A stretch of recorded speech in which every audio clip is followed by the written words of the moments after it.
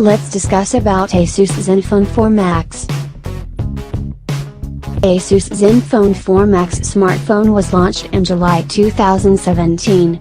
The phone comes with a 5.5-inch touchscreen display with a resolution of 1080 pixels by 1920 pixels.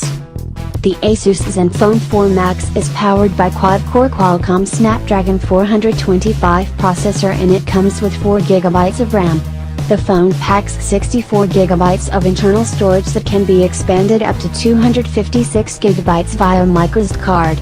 As far as the cameras are concerned, the Asus Zenfone 4 Max packs a 13-megapixel primary camera on the rear and a 8-megapixel front shooter for selfies.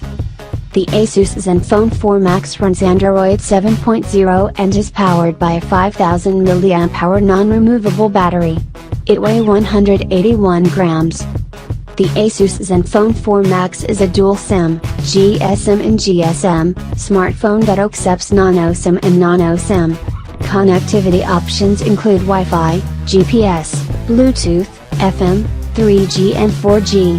Sensors on the phone include proximity sensor, accelerometer, ambient light sensor and gyroscope.